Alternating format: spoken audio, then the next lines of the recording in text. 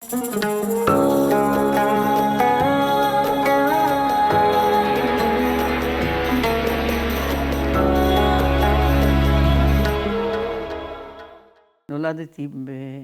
בתוניס, עיר הבירה של תוניסיה, ב-13.5.45. והשם שלך? שאול אסתר מישל, יש לי 2 שמות. אסתר מישל זה שני שמות פרטיים. 2 שמות פרטיים, כן. ושאול זה השם משפחה... לא, זה לנישואים, השם משפחה של הנעורים זה אוזן.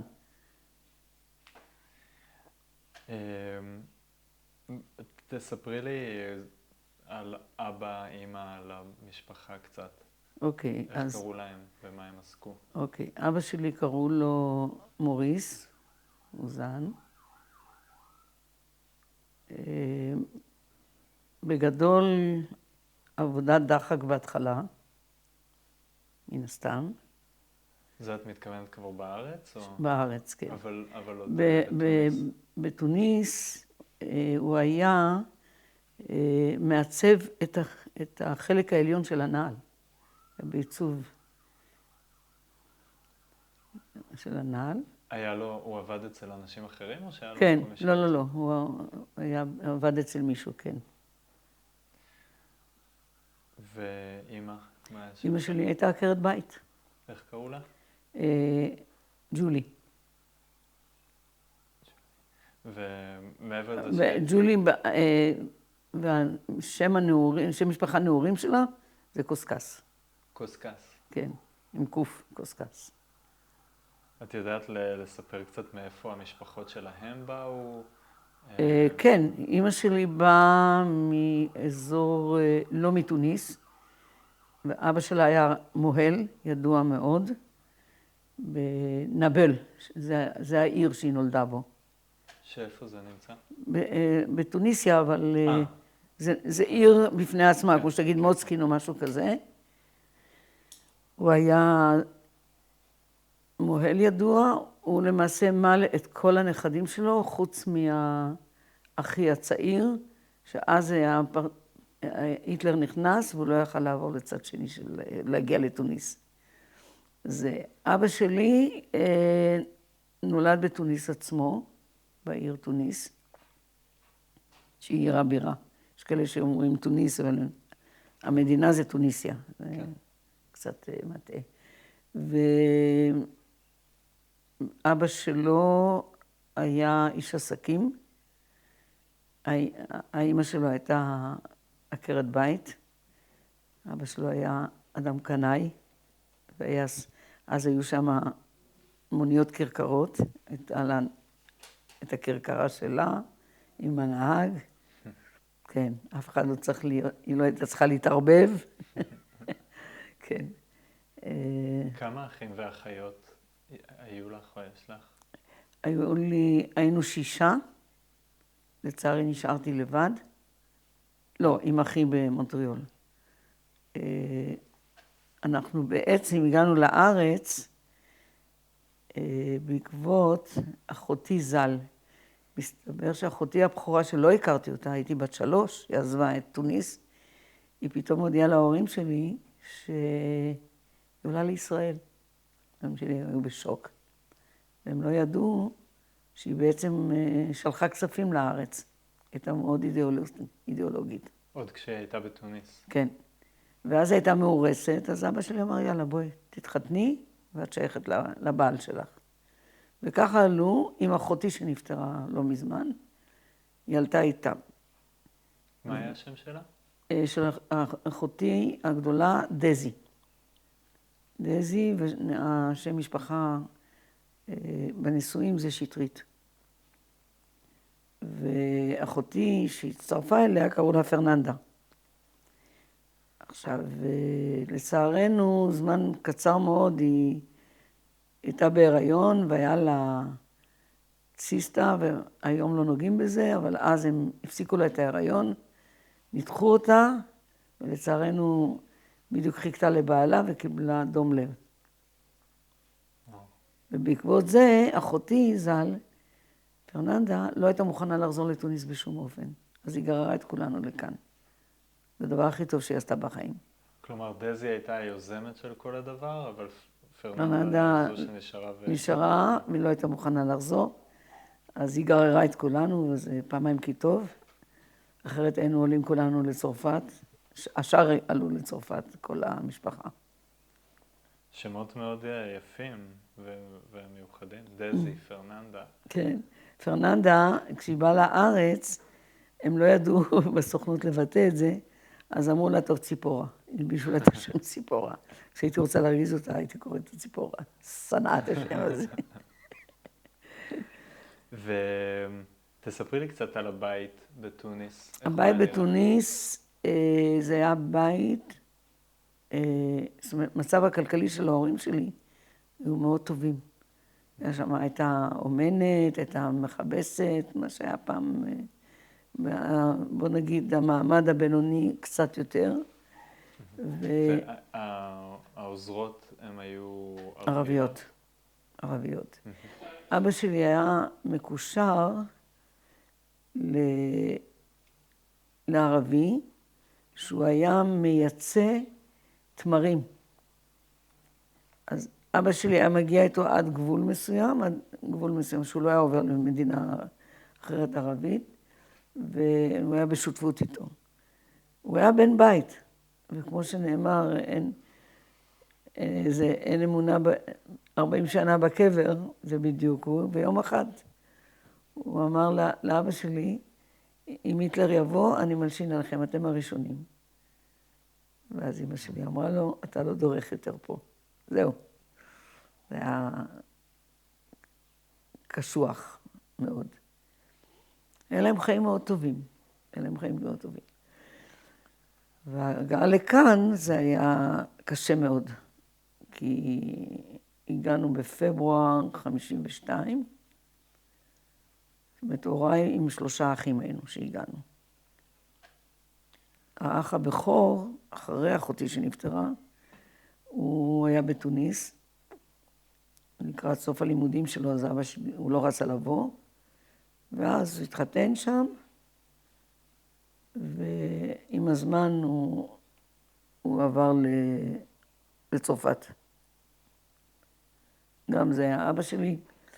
בשלב מסוים הוא עבד בסוכנות היהודית באכלוס. זה כבר בארץ? זה כבר בארץ, כן, באכלוס. זה כבר היה בשנת, לא 52, זה 56, משהו כזה. כמה שנים אחרי. ואז היה... ואמא גם עבדה במשהו כשהגעת? אמא היה מוסד שנקרא מוסד בטבעון, אז היא עבדה שם בתור עוזרת שם וזה, אבל... אז אני רוצה כן לחזור עוד קצת לתוניס, ואז נחזור לדבר גם על המעבר לארץ, אבל להבין את הרקע עוד יותר. אז המשפחה היא עמידה, כן. לכם עוזרות וכזה, ומה לגבי מוסדות חינוך? איפה למדת? אני לא הספקתי ללמוד, גם לא גן או משהו כזה? אז זהו, אז היה מאוד מקובל לשלוח את הילדים הקטנים למנזר, ששם היינו בתור, כאילו גן שם, מגיל 4 עד 6, משהו כזה. שאנחנו מדברים גם על האחים וגם האחיות. כן, הבנים, כן. והבית שלנו היה עם החצר של בית ספר של הבנים. כזה צמוד כזה, הייתי קוראת לאח שלי מהמרפסת. כן. איך קראו למנזר הזה? זוכרת? לא, אני ממש לא זוכרת. ובעצם אחי שנמצא בוונקובר, הוא כבר היה בתוניס, זה כמו בארצות הברית, אתה עושה בגרות בשני חלקים. הרי זה תחת צרפת היה. אז הוא עשה את הבגרות החלק הראשון, ואז נאלצנו לעלות, זה כאילו הפסיק לו את הלימודים, ואז אני אספר לך אחר כך מה קרה פה בארץ איתו. כן, נגיע לזה. אבל רגע עוד קצת על המנזר, מעניין אותי לשמוע... זה היה יום מלא, זאת אומרת, עד 5. עד 5. ומה למדתם שם? או מה עשיתם שם? את השפה ורקמה, דברים כאלה יותר, בואי נגיד יותר בייביסיטר כזה. אז גם מלאכות ופעילויות, והיו ילדים גם ערבים וגם נוצרים. מעורב, כן, כן, מעורב לגמרי. ואת זוכרת איך, ברור שאתם עוד ילדים והכל פשוט משחקים, אבל אם היו איזה שהם אינטראקציות סביב מי יהודי, מי לא... לא, לא הרגשתי את זה אף פעם. כולם היו אותו דבר וביחד. כן. ומה, איזה שפה? זה אחת הסיבות שהוריי שלחו אותי לשם. השפה היא צרפתית. דיברתם צרפתית. צרפתית, ביניכם. כן. גם בבית? כן. בגלל זה שמרתי על השפה. והיו עוד שפות שלמדת? בבית ספר אנגלית, אבל אתה יודע, האנגלית בארץ לא כל כך מוצלח. כן.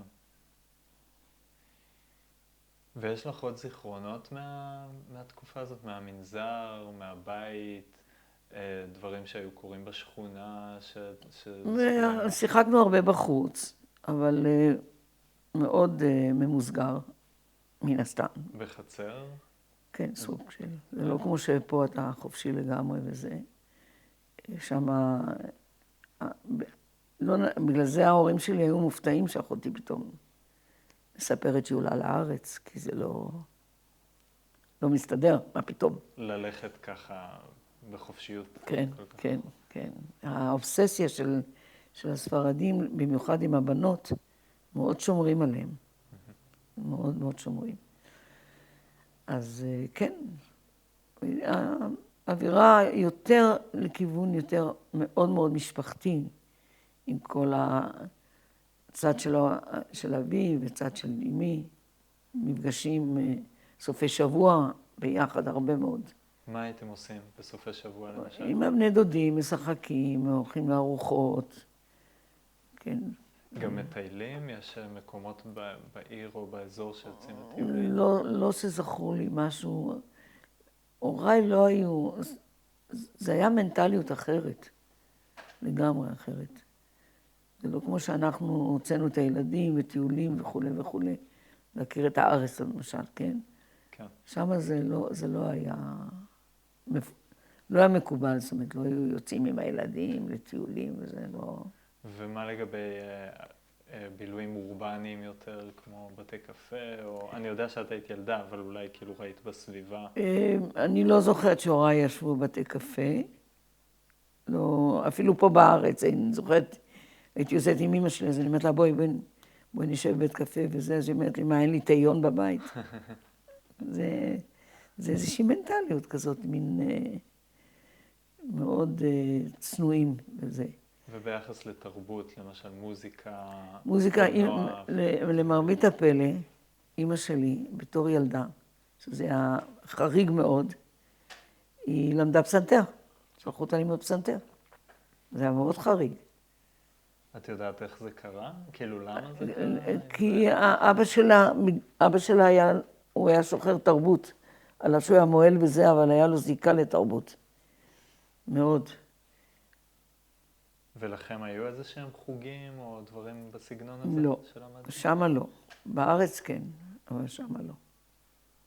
גם בארץ היה, אתה יודע, במינון נמוך, בגלל שזה היה הכל בתשלום, הכל כלכלי. אני למשל לא זכיתי ללכת לתיכון, בגלל שזו הייתה עלות, אז תיכון על הכסף, אז אבא שלי שם את כל סל הביצים על אחי. הרגיש מצפונית שהוא צריך לתת לו. אז אמרתי, הוא בטח מתהפך בכיבוי, הוא היה יודע שהוא לא עשה עם זה כלום. שזה בעצם האח שבוונקובר היום. כן, בעלי אומר שחבל שלא השקיעו בך, כי את היית זה. אבל אני לא מתלוננת, ואני לא חושבת שאני לא באה אליהם בתלונות, לגמרי לא. אני לקחתי את עצמי לידיים, התפתחתי בזכות עצמי, הגעתי לאן שהגעתי. עבדתי במשרדים טכניים, מאוד בתור מנהלת משרדים, כן. מאוד מכובד, גידלתי משפחה. לקחת את הקלפים שחילקו לך ועבדת. כן, מה שכן קיבלתי מאבא שלי, הוא מאוד הריץ אותי. הרבה מאוד דברים למדתי ממנו. העביר לי הרבה מידע, הרבה... כל הנושא של הנדל"ן למשל, אני פרפקט בזה. הוא גם שם מתעסק גם בנדל"ן? לא, לא, אבל הוא היה לו המון חוכמת חיים. הוא לא למד, מן הסתם, אז לא למדו כל כך, אבל היה לו המון חוכמת חיים, מלא. מה הרקע הדתי של המשפחה? היו חיים דתיים, מסורתיים? מסורתיים. עד היום אנחנו מסורתיים. את יכולה לתאר לי מה זה אומר? זה אומר, עושים את הקידוש בשישי. כן, עושים קידוש כל יום שישי, מדליקים נרות שבת. זהו, זאת אומרת, מבחינת החגים שומרים על פסח, מצות, יום כיפור, צמים, חגים, ראש שנה, החגים הכבדים, אנחנו עד היום, אפילו הילדים. אבל למשל בשבת, נוסעים. עושים קידוש וזה, אבל נוסעים. כן, נוסעים, מדליקים וזה. היה לכם אוטו שלכם? שמה? לא. כן, או כרכרות? כרכרה הייתה, כן. כרכרה הייתה, אבל לא... רכבים זה היה נדיר, מי שהיה לו רכב. ומה לגבי מוצרי חשמל בבית? אני זוכרת שעלינו ארצה, אז אבא שלי הביא את המקלט רדיו כזה, היו גדולים כאלה, זה הבטריות, זה מה שהיה. טלוויזיה כמובן לא היה. את זוכרת מה הייתם שומעים ברדיו? הרבה מוזיקה ערבית. אום כלתום שהוא עד היום שומע. כן. סיפרת במילה וחצי על הסיפורים על מלחמת העולם השנייה ואיך זה התחיל להשפיע. את יכולה לספר על זה עוד קצת? מה את זוכרת? או מה סיפרו לך? מה שסיפרו לי זה שמזלנו שזה היה קצר, אבל למשל אני יודעת על אח של אמי, שנכנסו אליו הביתה, הם ידעו שהם הולכים להיכנס, ואז הם עשו את עצמם שהם מאוד מאוד מאוד חולים, והם ישבו על איזה ארגז כזה, ששם היה להם את הדברים, הכסף וכל מיני כאלה דברים. נכנסו בעצם בשביל לקחת? בשביל לקחת, בשביל לרצוח, לקחת אותם וזה. אז הם ראו נעבך כאלה, אתה יודע, חולים נורא וזה, והיו עטופים וזה. אז אחד מהאס-אס שם העיף לו סטירה, והוא אמר לו תודה רבה, ובזה זה נגמר. מזלנו. וההורים חוו איזשהו לא. קונפליקט? הקונפליקט היחידי שאני יודעת שאבא שלי היה, כמו שתגיד, את המשמר האזרחי. הוא היה, לקח חלק בזה, והיה לו את המסכה שאנחנו, איכשהו נתנו לנו מסכה, אז בזמנו, אתה זוכר? מתי זה היה? ביום כיפור, לא? מסכות אבא? אבא, כן. אני זוכרת את זה מאוד מאבא שלי, אז שלא הייתה תמונה. כן, הוא פיטרל. מה זה המשמר האזרחי? את יכולה לספר על זה עוד קצת מה... הם פיטרלו שם, וכמו שאתה, ממש כשמו הוא. ופשוט שמרו לראות אם מגיעים... כן, נבחו וזה. אני יודעת שההורים שלי, הייתה משפחה מוסלמית, שבעצם באיזשהו שלב שמרו עליהם, ממש. על ההורים שלי, ואנחנו היינו 4 אחים. והיו באמת גם יחסים, כמו שתיארתי עם השותף של אבא, שקרסו סביב ה... לא, דווקא המשפחה המוסלמית הזאת ששמרה, דווקא הייתה בצד הטוב שבעניין. לצד היהודים. כן, כן. דרך אגב, אז היה ראש הממשלה בורגיבה. הוא מאוד שמר על היהודים. מאוד. זה היה ידוע, אם מישהו נגע ביהודים, זה היה חוץ מהקטע של היטלר וזה, כן, אבל הערבים עצמם, הוא מאוד שמר על היהודים. ומשהו השתנה ביחסים שלכם עם ילדים, אולי במנזר או משהו כזה, המשכתם ללכת כרגיל, או כן. שהתייחסו אליכם אחרת פתאום? לא, המשכנו כרגיל. לא, מה שהבנתי מהוריי, שהקטע של המנזר, זה לא היה פוליטי או משהו. זאת אומרת, כל ילד שרצה להיכנס, זה היה הגן. לא היה דבר כזה כמו שאצלנו הגן וזה. זה הדבר הנחמד.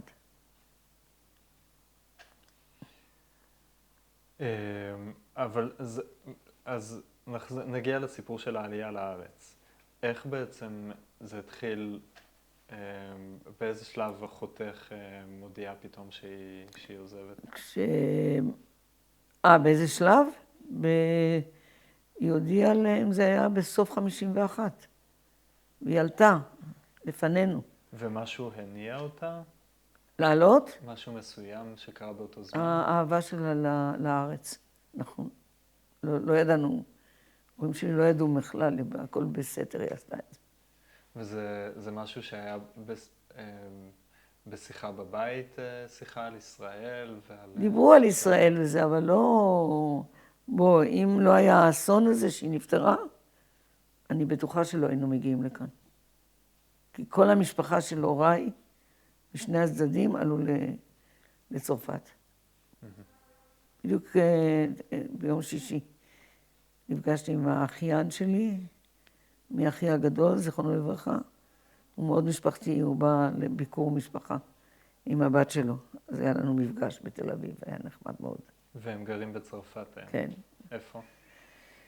הם נמצאים באזור שנקרא ריאל מלמזון, זה מין, כמו שתגיד עכשיו, בת גלים, כאילו, משהו כזה. הבת שלו היא בת 22, היא עכשיו מסיימת ללמוד, והיא מאוד אוהבת את הארץ. ואז אמרתי לה, יש מצב שאת עושה עלייה, היא אמרה שהיא שוקלת וכנראה שהיא תבוא במסגרת של מסע. אמרתי לה, טוב מאוד. תבואי במסע, תגררי את ההורים שלך לכאן. והאחות, או בכלל, כאילו, הייתה אולי באיזושהי תנועת נוער או משהו כזה? כן, הם היו בהכשרה. זה בארץ? כן, שתיהן. הם היו שתיהן בהכשרה. כשבאו לארץ, הם התגוררו בירושלים. כן, היא הייתה... אם אני קצת מקטלגת אותה, אז אני חושבת שיש לי דברים שמאפיינים את אחותי הבכורה. התעוזה הזאת, העצמאות, הספייס. זה אחד הדברים שאני... אין מצב שעוצרים אותי, אני עם הספייס. זה אחד הסיבות שהצלחת הנישואים שלנו, אותו 47 שנה. לא הסתדרתי עם צברים. מה, שלא נותנים מספיק ספייס? כן, לא רק עניין של ספייס, גם לא, אין להם את הקטע הזה של אישה, התרבות הזאת לתת כבוד, שאתה נכנס לאוטו, אז קודם היא נכנסת בזה. זה דברים שגדלתי עליהם. על התרבות, במיוחד הצרפתים, אתה יודע, יותר... וזה היה לו את זה. אני זוכרת שהכרתי אותו, אנחנו החלטנו להתחתן אחרי שבועיים, קצר מאוד. והיינו נפגשים, ואז היה לי רנו 4, וכבר גרתי פה. ואז אני זוכרת את זה כמו היום, שאל אותי איך מסלול הנסיעה, כי אז לא היו פלאפונים. אז סיפרתי לו איך אני נוסעת, הוא אמר, אם תוך חצי שעה, אני חושב שאת צריכה להגיע תוך 10 דקות, אבל אם חצי שעה אני לא שומע ממך, אל תדאגי, אני לוקח מונית, אני בא במסלול שלך. כן, יש להם הרבה יריית כבוד גם לנשים ולהורים מבוגרים. רק הם ידועים בזה. מאוד תרבות וזה. אז האחיות בארץ גרו בירושלים, כן. ואחותך נפטרה. בזמן הזה הם תקשרו איתכם איכשהו? כן, זה הכל בזה, במכתבים, לא היה טלפונים וזה. זה התחיל מזה שכשאחותי נפטרה, אז בעלה ביקש את ידה של אחותי השנייה. והיא לא רצתה ונלחצה. מאוד נלחצה. ואז היא הכריחה את ההורים שלי להגיע. לקח להם איזה חצי שנה עד שהם התארגנו על עצמם. זה דבר נפוץ שקורה? כן. כאילו כמו ייבום כזה? כן, או משהו? כן, זה נפוץ אצלה, כן. אבל היא בשום אופן לא רצתה. האמת היא שאני לא יודעת מה הסיבה, ואני חושבת, אף פעם לא דיברתי איתה על זה, כי היא גם לא הייתה כל כך משתפת, לא הייתה כל כך. אני חושבת שזה בא ממקום של לכבד את אחותה. זו דעתי. כאילו, זה נראה, ראתה את זה אולי כבגידה. רק לוודא שהבנתי נכון, האחות שנפטרה זו דזי, נכון? נכון. ואז בעלה הציע נישואין, רצה כאילו לקחת כן. את פרננדה.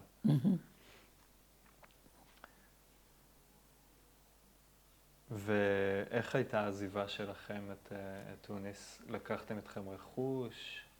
לא, אז לא הגבילו, אבל לא לקחנו כאילו דברים מאוד כבדים. מה שהיה כסף כן יכולנו לצאת איתו, לא הייתה בעיה. מכרתם, את זוכרת אם אבא ואמא מכרו שם נכסים? בטוח מכרו את הדירה וכל זה. אבל הגענו לארץ, אז זה היה מאוד טראומטי. כי ממעמד בינוני פלוס קצת, אתה מגיע למצב שאתה במעברה ובתת תנאים ושפה קשה ואין עבודה כמו שצריך. את זוכרת את הדרך לפה? עם אונייה ארצה, את האונייה שנקרא ארצה. זה אני זוכרת את הטלטלה הזאת. והגעתם, לאיפה בעצם הגעתם בארץ? הגענו בארץ לחיפה, אבל בהתחלה היינו בעתלית. ואני זוכרת, זה כן, אני זוכרת שדרך אגב דיברו על זה לא מעט. ריססו לנו, איך קראו לו חומר הזה? DDT? משהו כזה? DDT? כן, משהו כזה. זה אני זוכרת. לגזזת? כן, כאילו, החליטו שכולם מצורעים. זה היה נורא. דרך אגב, דיברו על זה לא מזמן, שיש אנשים שבאו בטענות לדבר הזה. כן. אז זהו, זה, ואחר כך העבירו אותנו למעברת טבעון. הייתה אז מעברה, היום זה נופית ורמת טבעון. ותתארי לי קצת את החיים במעברה, במה גרתם? אז זה היה הזעזוע הגדול של הוריי, שפתאום אנחנו מקבלים צריף בגודל, בוא נגיד, כמו הסלון. זה 5 נפשות. ושירותים בכלל אין, זה בחוץ. זה היה כזה בור. וכן, זה היה מעבר מאוד קשה. איתכם ביחד היו עוד אנשים שהכרתם מתוניס? לא. והיו עוד טוניסאים בכללי? לא, הייתה רק משפחה אחת שהגיעה יותר מאוחר. טוניסאים, וזהו. השאר זה היה מרוקאים, בעיקר מרוקאים, בעיקר. ואז אני זוכרת שאבא שלי כבר היה כמה שנים אחרי זה שהוא עבד בסוכנות באכלוס, אז הוא ראה את הנהירה של המרוקאים, אבל לא האלה, האליטה. אנשים פשוטים, 6, 7 ילדים וזה. ואז הוא החליט שאותי ואת אחי, שהוא היה גדול ממני בשנתיים, שהוא העביר אותנו בית ספר לאזור של טבעון ולא למעברה. היום אני חושבת שהוא עשה נכון, אבל אז היה קשה לנו מאוד. כי הייתם רחוקים מכל שאר? לא היינו רחוקים, גם מנטלית היינו, לגמרי. כאילו, עם היקים, מה לנו וליקים. בדיוק סיפרתי לנכדה שלי ולנכד שעד כיתה ג' לא היו לי ספרים אף אחד לא הרגיש בזה, רק אמא אחת של אחת החברות בכיתה, שמה לב שאין לי, ומאז הייתה קונה לי כל שנה את הספרים. כן? מדהים. ממש מדהים.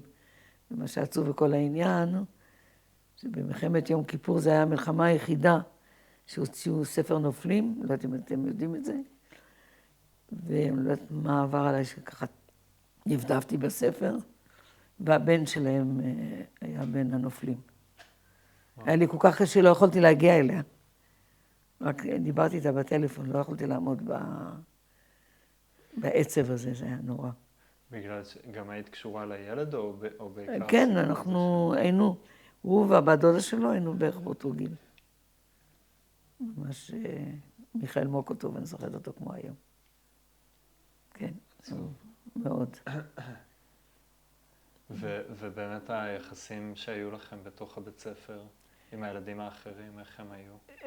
היה, תראה, אין לי טראומות. זאת אומרת, אני לא יכולה להגיד שיש לי טראומות ילדות. בגלל זה אמרתי אין לי בעיה עם הזהות שלי. אין לי בעיה עם זה.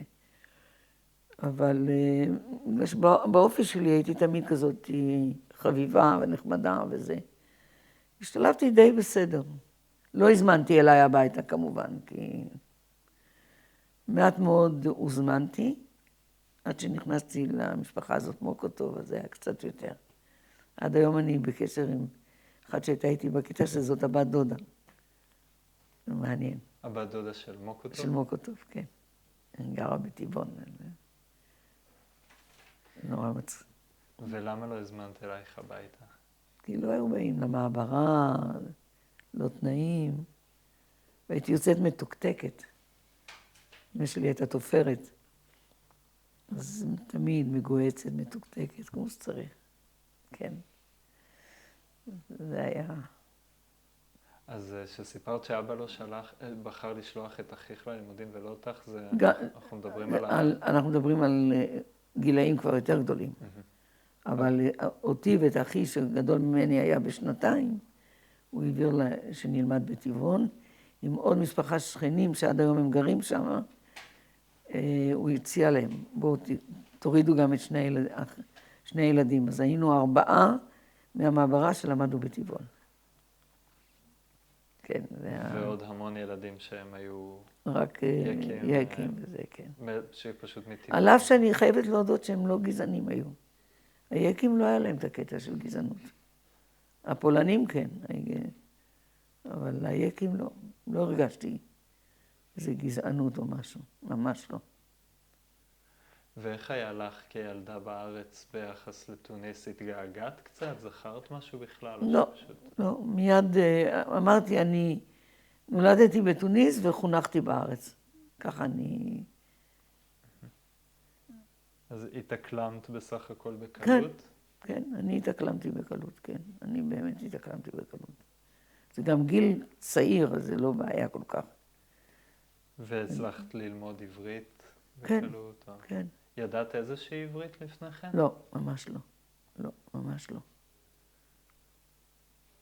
אחי בן 17 היה לו יותר קשה, כי מן הסתם. ההתאקלמות שלו, זה לקחת אותו מחברה מסוימת, אתה מביא אותו לחברה. וישראלים אנחנו חברה סגורה, לא מקבלים כל כך. ולאבא ואמא, מעבר לבית, שכמובן כאילו זה מעבר מאוד דרמטי, אבל איך הייתה ההתאקלמות בשבילם? הם הצליחו ללמוד את השפה? קשה מאוד, ממש קשה. אני יודעת שאבי, בגלל בשלב הראשון שהוא עבד בסוכנות, ואחר כך הוא עבר לחברת עמידר.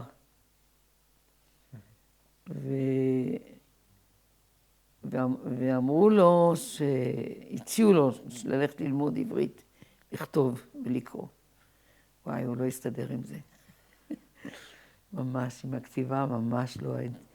הייתי באה, אם הייתי לא בבית, הוא היה מתעצבן עליי, כי הוא היה צריך לעשות שיעורי בית, והוא לא הסתדר עם זה. אז כן, הייתה לו, זו הייתה התאקלמות קשה. אבל הוא מאוד, מאוד הריצו אותו באישיות שלו, הייתה בו אישיות מאוד. היה לו קשר מצוין עם ראש המועצה של טבעון. היה לו ממש קשר טוב. עד כך שאפילו, הוא אמר לו, חבל שאתה לא יודע את השפה, היית רץ לפוליטיקה. הוא האמין בו. אז איך הוא בעצם, איך הוא זכה להערכה הזאת בזכות מה? הוא עבד בסביבה או כן, איך הכירו אותו? בזמנו, בעמידר, השכר דירה היו משלמים במזומן. אז הוא היה גובה מהתושבים שם. אבל זה לא היה, זה היה במעברה, לא בטבעון עצמו, במעברה. כן, הוא גם היה לו, זאת אומרת, הוא יזם המון דברים. הוא הציע בזמנו לראש המועצה, כשפירקו את המעברה, שהיה מדובר לפרק את המעברה, אז הוא אמר, אל תעביר מעברה צריף למעברת בלוקים, בוא תפזר אותם. וזה לא צלח, כי חבל. עלה שהוא הציע לשתי משפחות, לשלוח את הילדים למוסד, אחר כך לקיבוץ ואחר כך לצבא, והם הגיעו באמת לדרגות מאוד גבוהות וזה. לשתי משפחות מרוקאיות הוא הציע להם. והם באמת עשו את זה. יצאו בחורים נהדרים. כי פוטנציאל היה, אבל רק המציאות הכלכלית הייתה בעיה. כן. לגמרי. וההורים לפעמים דיברו על תוניס והתגעגעו? או... הם כן, הם מאוד התגעגעו. אני זוכרת שהאחיות של אמי הגיעו לבקר, ואז היינו במעברה, הם היו בשוק פתאום זה, והם היו בטוחים שחסר לנו הכל. אז שלחו לנו קפה ושלחו לנו כל מיני דברים. זה היה, כן, זה היה להם מאוד קשה. אז מה החזיק אותם פה? כי הם עדיין יכלו, אני מניח, לעבור לצרפת או... לא, זה לא דיבר איתם. שנשארו פה, הגיעו במטרה להישאר, עם כל הקושי. כן, עם כל הקושי. והמשפחה שעברה לצרפת, המשפחה המורחבת בעצם, אמרת, משני הצדדים עברו כן, לצרפת, נכון? עברו לצרפת. כן, לא... בוא, אני לא חושבת... נכון להיום, גם הבני דודים שלי, ולמשל האחיין שלי, היום יותר מפעם, אני אמרתי לו. זה חבל, כי לפני 15 שנה הצעתי לו לעשות את הצעד.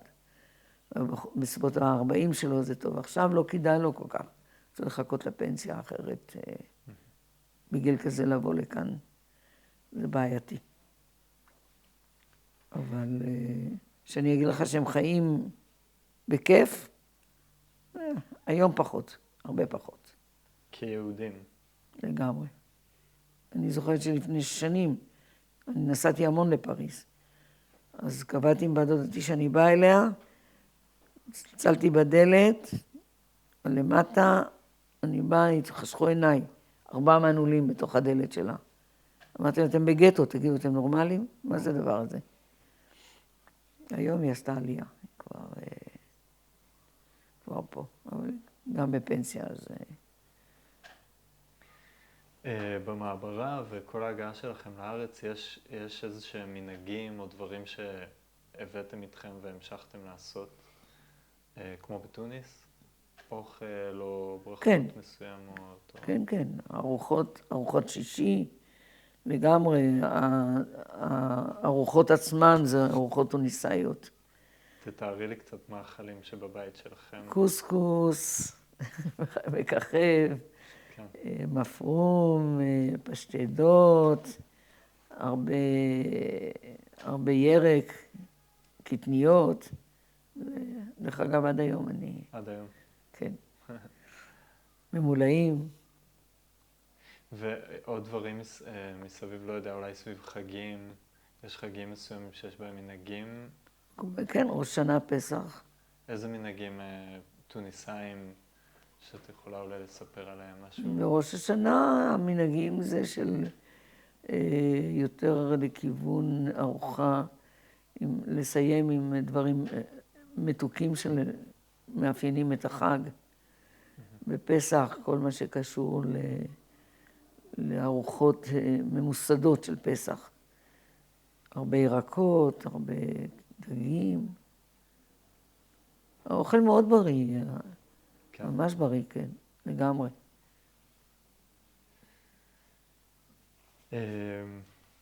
טוב, אנחנו יחסית מתקרבים לסוף הרעיון. יש עוד איזה שהם סיפורים שהיית רוצה אולי לספר, או מתוניס, או מהעלייה, זיכרונות? עלייה, זיכרונות במעברה. אני זוכרת שאבא שלי, הם תמיד מאוד הקפידו על להפריד בין הבנים לבנות. אז בצריף הוא עוד איכשהו עשה איזה מחיצה כזאת, שאני אהיה כאילו לא עם הבנים, הם עם הבנים שניהם, ואני לבד. כן, אז היה לך במרכאות חדר פרטי. כן, בדיוק, כן. מאוד הקפידו על הקטע לא לערבב את האחים עם האחיות. כן. אז זה מאוד, כן. בסך הכל היה לנו שכנים נחמדים, שיחקנו הרבה בחוץ, במעברה, ממש בטבע, הרבה בחוץ, היינו חברות של ילדים, מכל הקבוצות הגילאים, היה הוואי כזה, מאוד כיפי. נשמע, למרות כל הקושי של החיים האלה, בטח זה נשמע גם כן, אנחנו... היה לכם בהם הרבה קסם. כן, כן, כן, הרבה, כן. גם האווירה בבית הייתה אווירה טובה, זאת אומרת, לא שמעתי אף פעם קיטורים מהוריי על קושי, זאת אומרת, לא שידרו לנו בצורה כזאת. ממש, זאת אומרת, מה שהיה חשוב לאבא שלי זה לנתב אותנו, ואכן הוא הצליח. אכן הוא הצליח. אם יש מישהו שאני מתגעגעת אליו, זה אבא שלי מאוד. כן. מתי הוא נפטר? 1961, צעיר.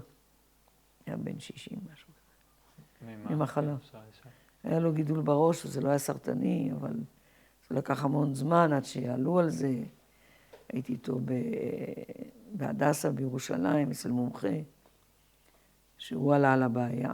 ניתחו אותו, וזה הצליח, אבל אחר כך הוא קיבל שטף דם, ופתחו עוד פעם, והוא לא שרד. הוא מאוד הריץ אותי. אבא שלי, כשהוא עבד בעמידר, והוא היה כבר חולה, הוא משך יד ורגל, ואנחנו אמרנו לו, מה אתה צריך? תעזוב.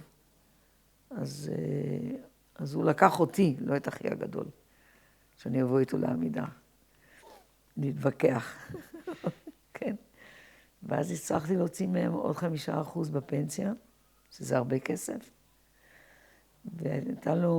היה משרד של עמידר, זה היה דירה, שהפכה למשרד, והתנאי שלנו זה שאנחנו נקנה את המשרד, את הדירה הזאת. וכן, היה לי עימות עם המנהל שם, שהוא היה מאוד, מאוד גזעני, לא התאים לו, שאנחנו פתאום מכתיבים. ואמרתי, אין בעיה, אנחנו לא מוכרחים לצאת. הוא יהיה בחופש מחלה. חצי שנה, שנה, לא כל כך התאים להם. ואז הוא נשבר. ואז הוא נשבר, כן, הוא נשבר. הוא גם אמר לי, זו הייתה אמירה אומללה, כי אני זוכרת את זה עד היום. הוא אמר לי, ביקשתי ממנו משהו, אז הוא אמר לי, בפרינציפ לא. אז אמרתי לו, כשאתה מדבר ככה, תוריד את הכיפה שיש לך על הראש. זה לא מסתדר לי. ככה אמרתי לו, הוא היה בהלם. היה שם איזה מנהל חשבונות מרוקאי, קסם של בן אדם. הוא בא, אמר לי בשקט, לפני שנכנסתי לנהל יחד עם אבא שלי, הוא אומר לי, בלי כפפות, כן? כנסי בהם חזק. הוא קלט אותי. אבא שלי מאוד הריץ אותי, מאוד. בגלל זה הוא לקח אותי ולא את אחי הגדול. נשמע שהוא עושה בחירה טובה. כן. הוא מאוד הריץ אותי, מאוד האמין ביכולות שלי.